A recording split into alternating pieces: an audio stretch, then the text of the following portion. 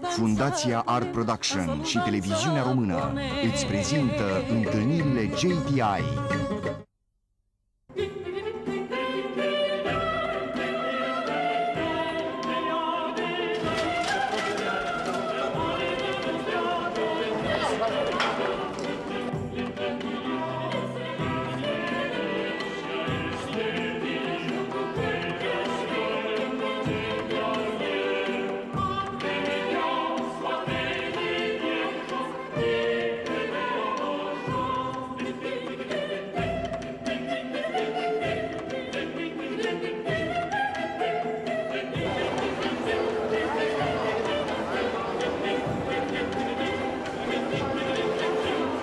De câțiva ani, întâlnirile JTI oferă publicului bucureștean ocazia să vadă producții de balet din topul cultural mondial. După Ballet for Life cu compania Bejar Ballet Lausanne, după Tango Passion cu cei mai mari dansatori de tango argentinian, iată, anul acesta, la început de noiembrie, a fost invitată una dintre cele mai apreciate companii din Spania, Compania Nacional de Danza din Madrid, condusă de coregraful Nacho Duato.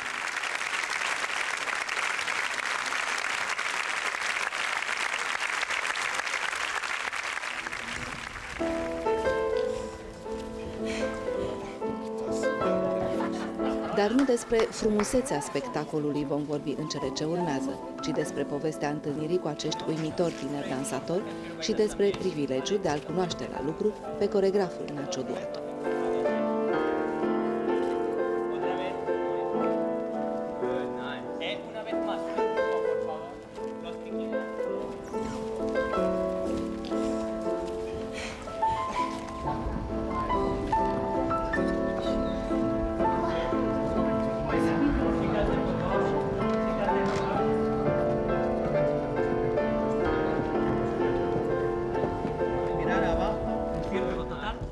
Spain, from outside, maybe it's our fault.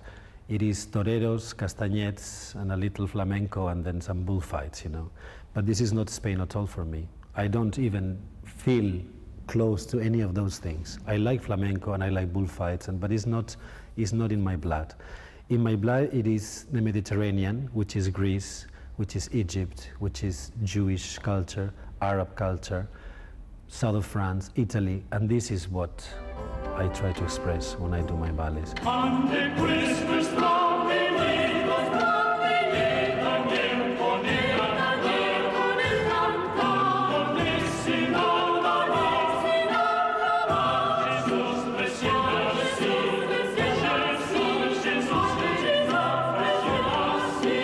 I have like 15 maybe, I don't know, maybe more different nationalities, and this is what is so interesting to see on stage, because you feel that. I'm from Sweden. I'm from France. From Switzerland.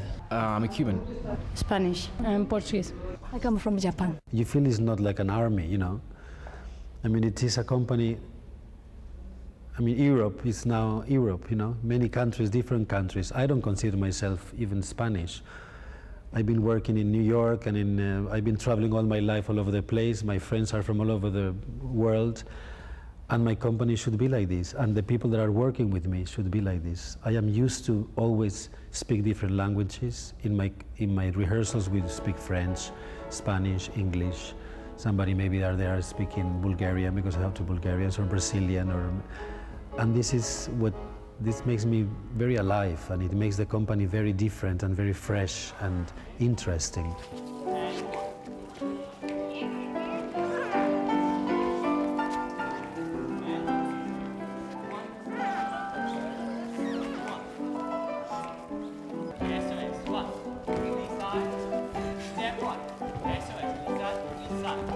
You can see in the company different physicalities. You know, a Cuban boy is not the same as the Swedish one, blonde and white skin, and the other one is dark and dancing salsa, you know, when he was young. So all of these things, unconsciously, the audience see it, you know.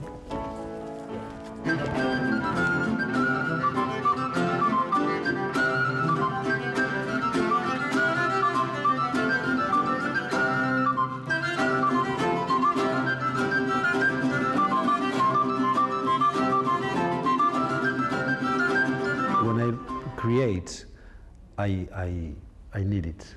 I need people from different places. I need that, different cultures. And they get so well together because the common denominator, it is dance.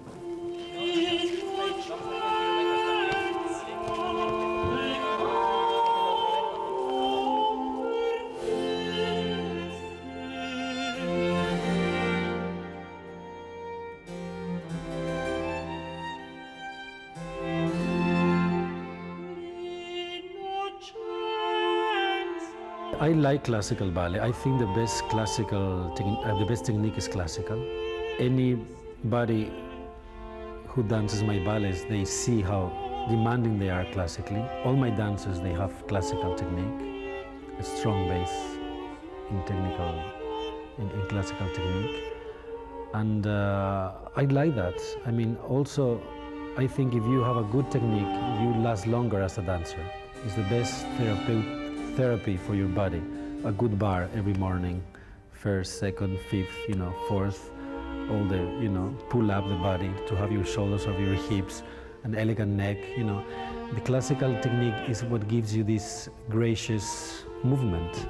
That don't want to give you the jazz or modern or anything like that. The older I get, the more I like perfect lines, nice stretched legs, nice feet, shoulders down, all these things that modern choreographers don't even think about. Or even now they think it's so stupid to think of an arabesque. Well, I love arabesque. I love a nice line. I love the control of the body, and I love to manage a technique. I think it's beautiful. And then, of course, not just that, going through your mind and through your spirit, and then it becomes dance. Yeah, not circus, but dance.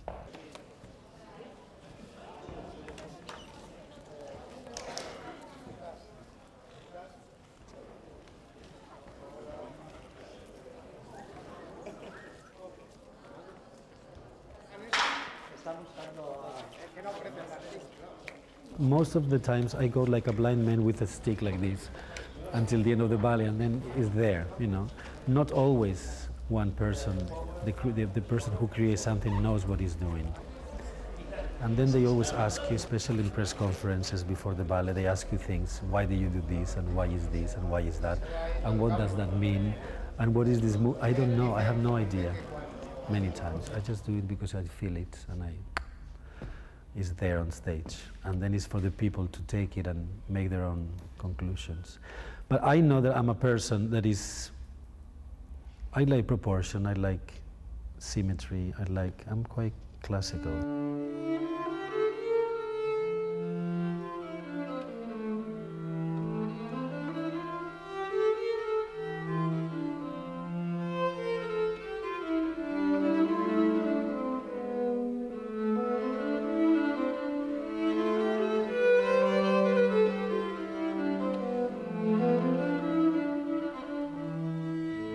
I don't want to be known like new, and I don't want people to go like this and oh my God, what idea he's got, he's so modern, he's like avant-garde, not at all.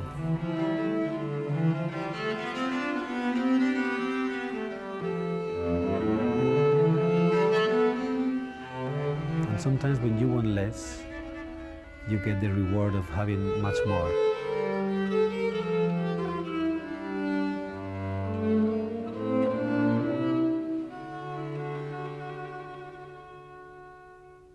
He's a very, very good choreographer. He's an innovator. Musicality. I think it's very musical and he has something very special. It's an amazing choreographer. He has a lot of talent for the steps. Very good taste for the static movements. And he's top level at all levels, not just choreographically, everything. Everything's taken care of, extremely professional.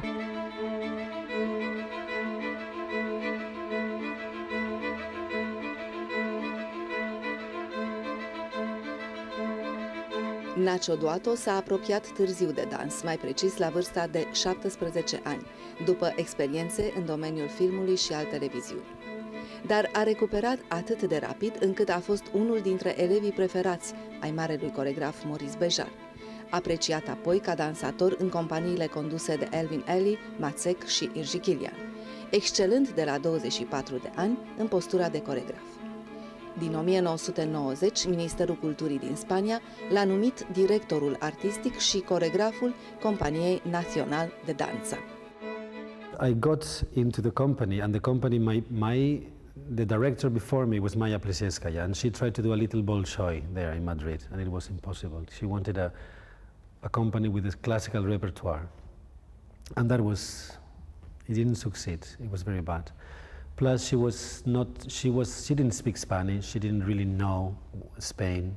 She didn't really know the dancers, the cultural sort of, what was breathing in that moment, Spain. So when I arrived in the company was very in a low spirit. They had no direction, no creativity.